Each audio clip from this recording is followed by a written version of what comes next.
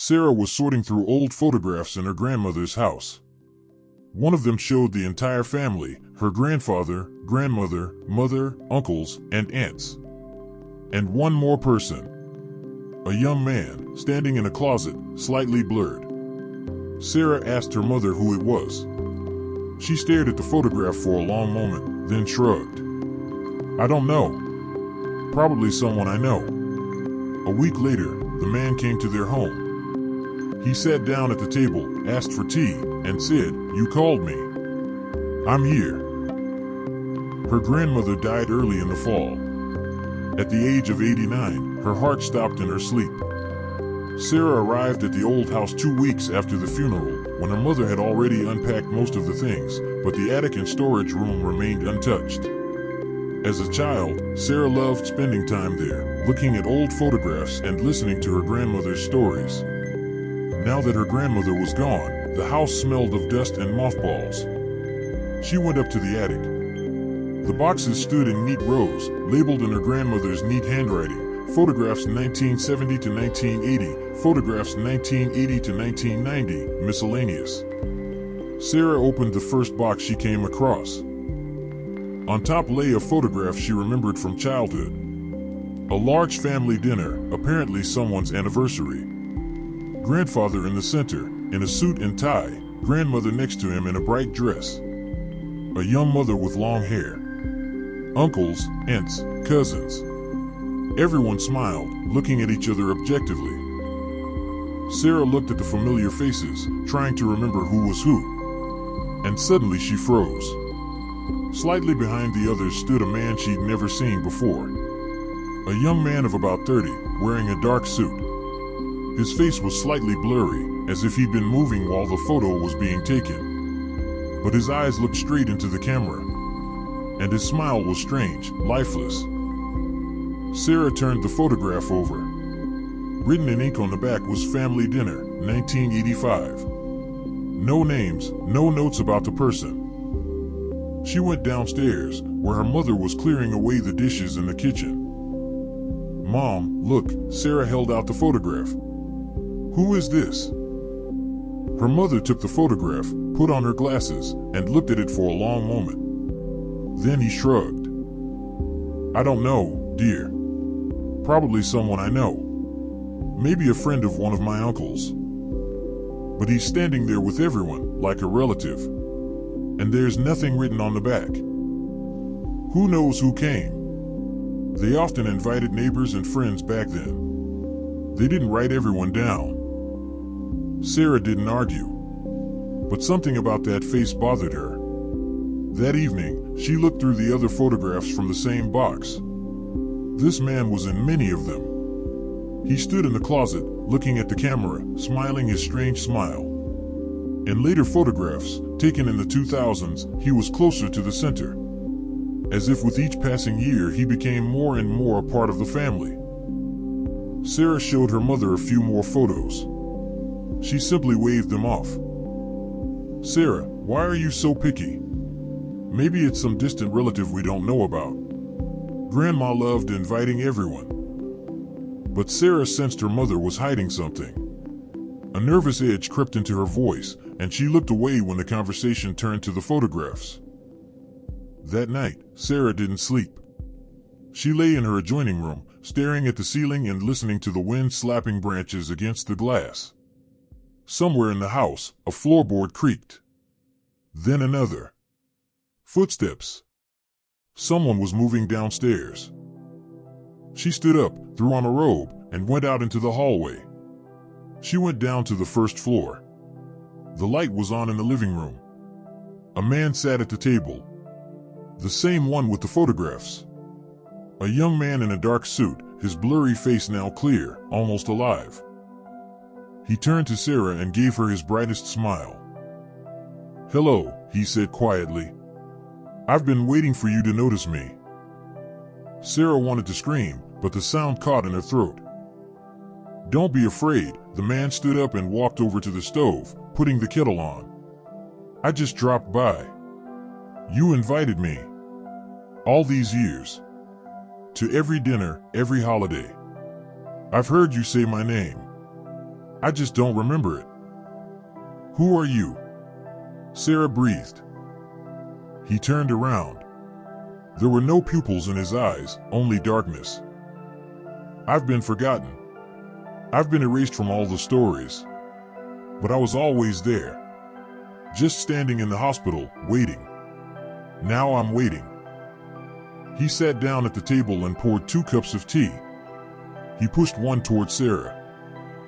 Sit down. Let's talk. We have plenty of time. The whole night lies ahead. Sarah looked at the cup, reflecting the lamplight.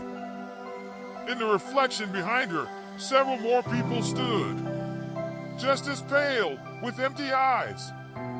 They, too, were waiting. She realized she wasn't alone in this house, and she had never been alone. Sarah stared at the steaming tea in her cup, unable to move. The man across from her sat motionless, his arms folded on the table. In the darkness, his eyes were like 2 black holes. "You're afraid," he said. "True, but there's nothing to be afraid of. I mean no harm. I just want to be remembered." "Who are you?" Sarah repeated. "My name is Daniel. I'm your great-uncle, your grandmother's brother." Sarah blinked. Grandmother had never mentioned her brother. Not once. Grandmother never spoke of you.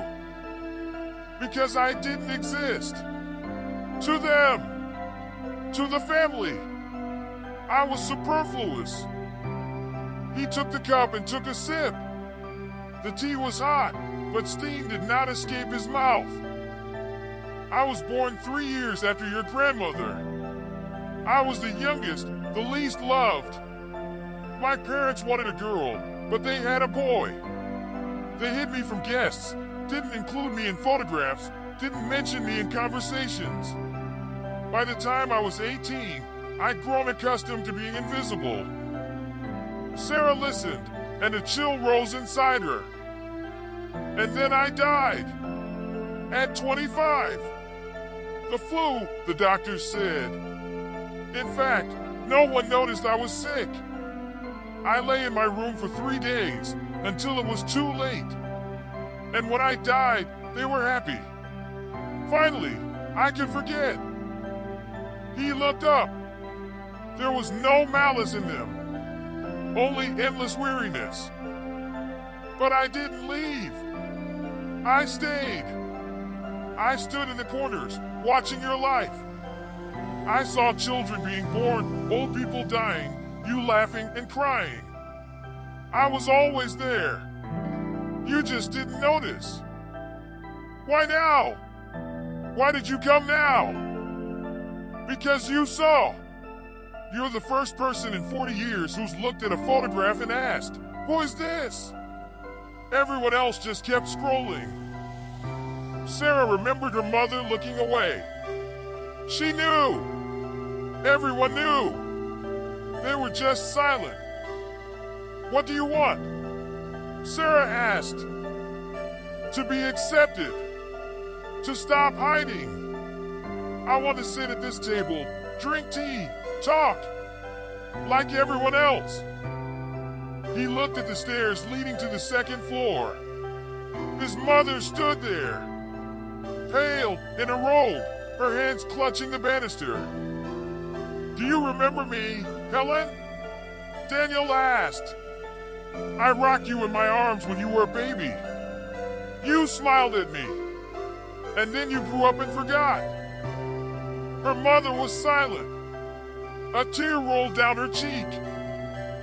"I'm sorry," she whispered. "We didn't mean it. Grandma decided." "Grandma's dead," Daniel said. "Now it's all up to you." He stood up and walked over to the wall where old photographs hung. He took down one of them, showing the whole family sitting at this same table many years ago.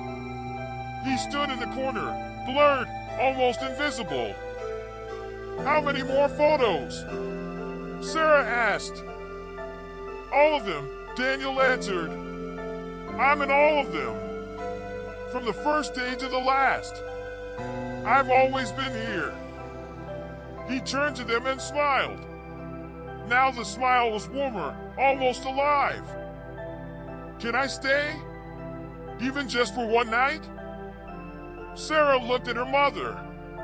She nodded, wiping away tears. Stay, Sarah said. Daniel sat back down at the table. He picked up the teapot and poured himself more tea.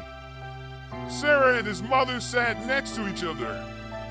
They sat like that until morning, talking about the past, about family, about how many years had been wasted. And when the sun rose, Daniel was gone. But his cup remained on the table, still warm. In the next family photo, taken by Sarah that same day, Daniel stood in the corner. Clear, present, smiling. And on the back, someone had written, Daniel 2024. Finally home. A month passed. Life returned to normal. Sarah moved to the city, and her mother remained in the old house. They often called each other, discussed various things, but tried not to mention Daniel. It was too strange, too inexplicable. But Sarah couldn't forget. She looked through all the photographs taken in the house. In every one of them, where Daniel was, she now saw him clearly, distinctly. And the more she looked, the more details she noticed. In the early pictures, he stood far away, almost unnoticeable. In later ones, he was closer. And in the last ones, taken before his grandmother's death, he was sitting at the table with the family, drinking tea and smiling. No one noticed. No one but her. One evening, her mother called. Her voice was strange, agitated. Sarah, come over. Something's happening. I can't explain it over the phone. Sarah got in the car and was home 2 hours later. Her mother met her on the porch, pale, her hands shaking. Follow me, she said. They entered the living room. On the table lay a new family album made by her mother a week ago. It contained photos of birthdays, outings, and ordinary snapshots. Look, her mother turned to the first page. Sarah looked and went cold. In every photo of her mother, Daniel stood next to her. He had his arm around her shoulders, sitting next to her on the sofa, holding a cup of tea. In one picture, he looked straight into the camera and smiled. It can't be, Sarah whispered. You are alone. I was taking your picture. I know, her mother replied. But he's here, and he's growing every day. She flipped through a few pages. In the last few photos, Daniel was no longer standing next to her, but in front. As if this was his celebration, his family, his life. He's taking my place, her mother said quietly. I feel it. Sometimes I feel like I'm blurring, like he did before. Sarah walked to the mirror.